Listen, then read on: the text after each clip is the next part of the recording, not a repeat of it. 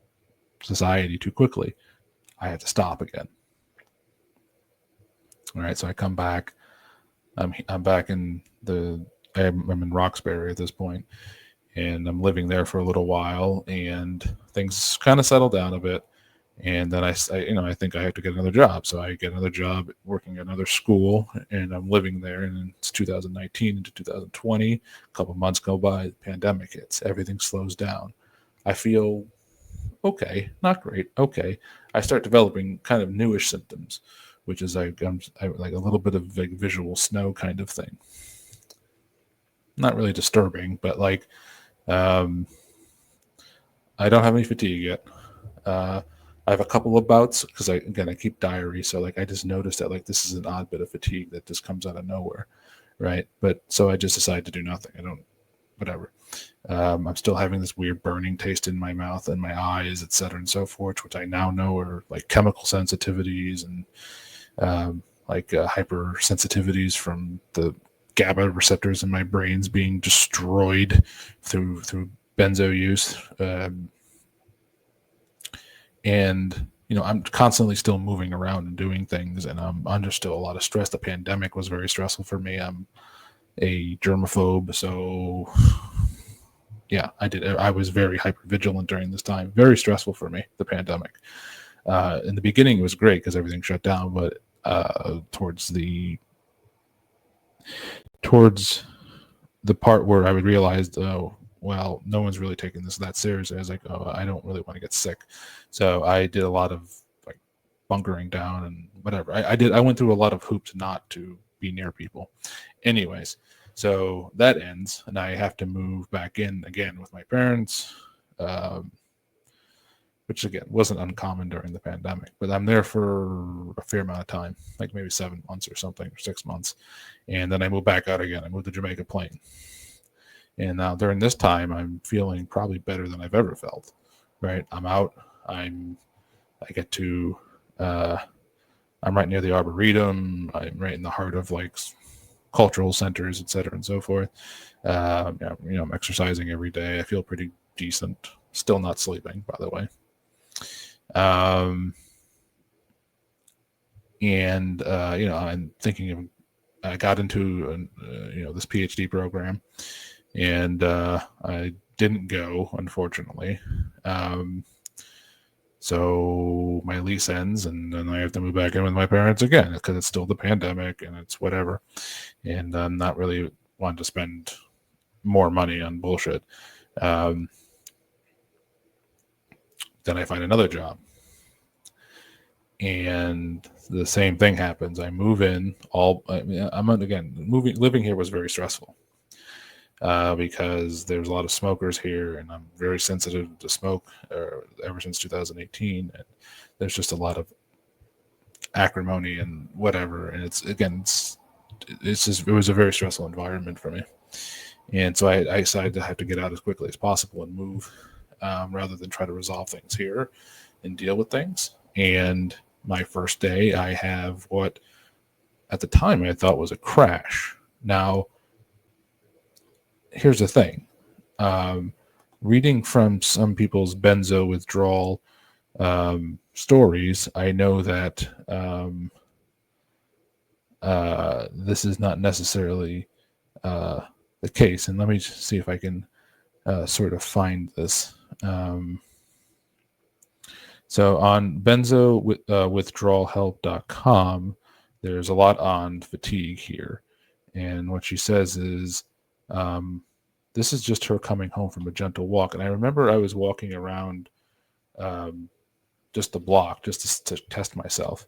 I was like, oh, well, let's see if this is after a couple of days of like really intense fatigue where I couldn't get out of bed. And she says, I came home from a gentle walk and laid down on the couch. A wave of fatigue washed over me. I could feel every cell in my body react to it. It was almost as if my spirit was leaving my body. It was more than uncomfortable. It was creepy and scary. I'd never in my life experienced such a bone-crushing fatigue. Little did I know from that day forward, fatigue would be my constant companion for a very long time. This is someone who has gone through benzo withdrawal. And now from what I know, she's fine. And this is very common. Now, here's the thing. Fatigue is one of the most common benzo withdrawal symptoms. Also, Almost everyone feels it to some degree or another. Doctors are quick to diagnose us as having CFS, chronic fatigue syndrome, but we probably don't. What we have is a chemical brain damage that affects nearly every system in the body, and the only known cure is time. Lots and lots of time. So, I mean, could it be the case that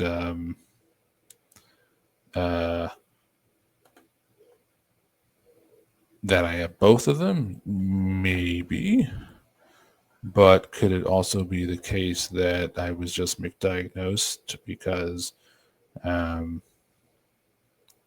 there no one knows about this? No, this is less known somehow than myalgic encephalomyelitis. I think this seems more likely given the fact that also my history of benzo use and that I've been on benzos for the last 3.5 years as well. But the point being is that I also had fatigue the last couple of days really badly. Whereas every time I would use the computer, I just would have like these things where I have to go and lie down for an hour, and that was it. Right now, I'm not having it, which means I was probably in a wave um, of the benzo stuff. So, really hard to know, you know. Um, I'm still going to avoid trying to get sick, obviously, because now I mean, I'm just so aware of how devastating ME is, long COVID is, et cetera, and so forth. I'm leaning more towards this would be good news than not, because at least if I get off these things, I can I'll know either way. And if it is the fact that I don't have MECFS, then I guess good.